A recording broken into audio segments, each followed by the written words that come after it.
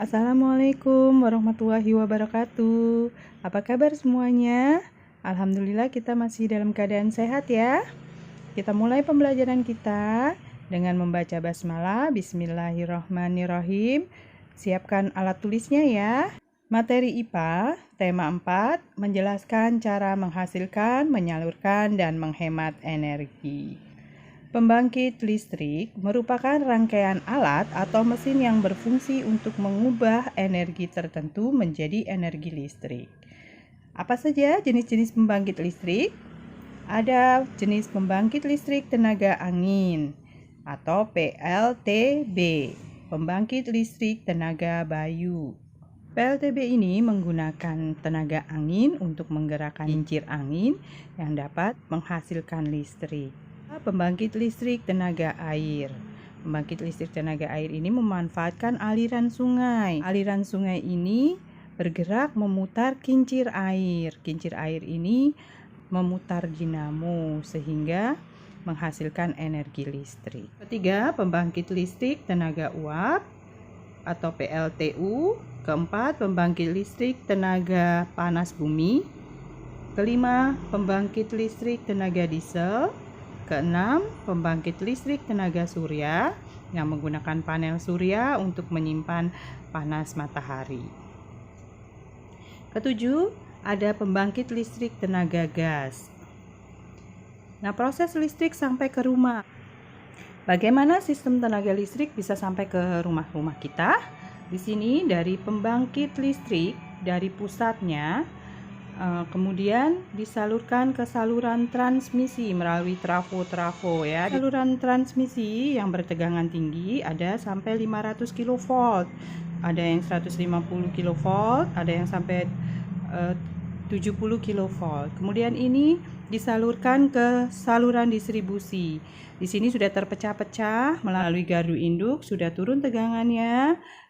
Bisa mencapai 30 kV, ada yang 20 kV, ada yang 6 kV, kemudian disalurkan ke konsumen ya.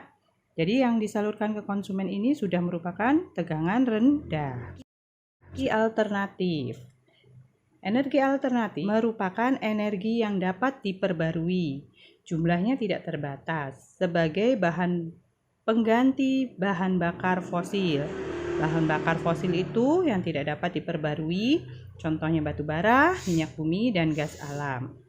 Macam-macam energi alternatif. 1. Matahari. Kedua, air. Ketiga, angin. 4. Panas bumi. Selain energi alternatif yang telah disebutkan tadi, di sini ada energi alternatif mengganti BBM, apa saja ya?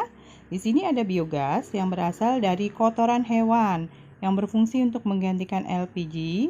Kemudian ada biodiesel atau biosolar yang berasal dari biji jarak, kelapa sawit yang berfungsi untuk menggantikan solar. Ada bioetanol yang berasal dari fermentasi tebu, jagung, dan gandum yang berfungsi sebagai pengganti bensin. Ada biomasa yang berasal dari serbuk gergaji dan sekam yang berfungsi untuk menggantikan listrik. Apa saja keuntungan dari energi alternatif? Ya, 1. Lebih ramah lingkungan. 2. Bebas polusi. 3. Sumber energi ada dalam jumlah tak terbatas. 4. Memiliki jangka waktu habis yang lama. Kelemahan energi alternatif yaitu biaya instalasi awal lebih besar. 2. Hanya bisa dibangun di tempat tertentu. 3. Masih tergantung pada cuaca daerah sekitar. 4. Belum efisien karena jaringan yang belum lengkap. Penghematan energi listrik. Bagaimana cara kita menghemat energi listrik? Di sini ada contoh penghematan energi dapat dimulai dari diri kita dan dari rumah kita. Contohnya membersihkan dan merawat peralatan listrik, menggunakan AC seperlunya, mematikan televisi jika tidak ditonton, menggunakan lampu hemat energi, tidak memasukkan makanan panas ke dalam kulkas, dan mematikan lampu teras jika hari sudah terang.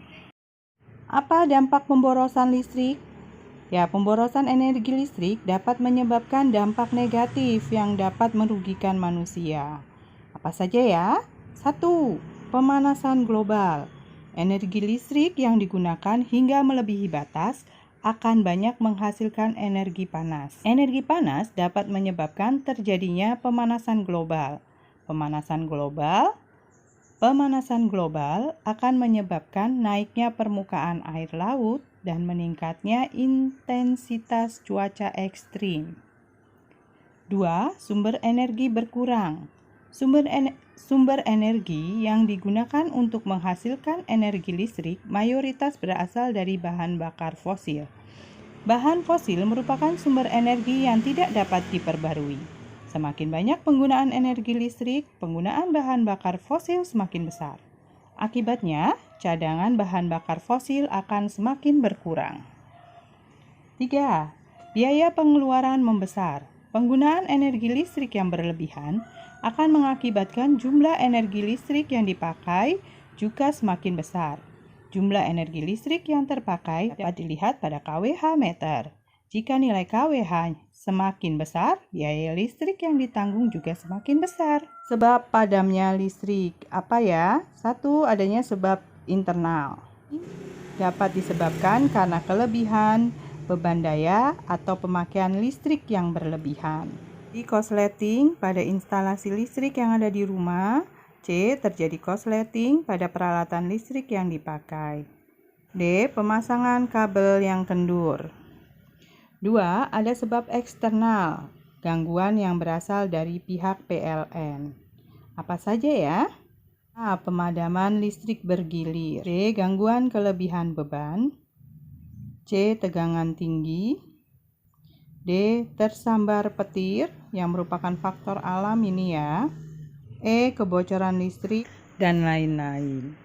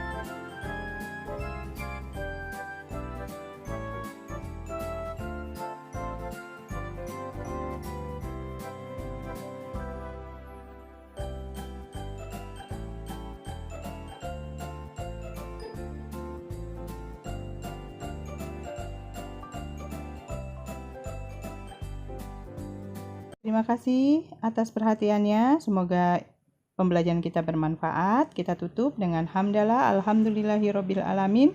Wassalamualaikum warahmatullahi wabarakatuh.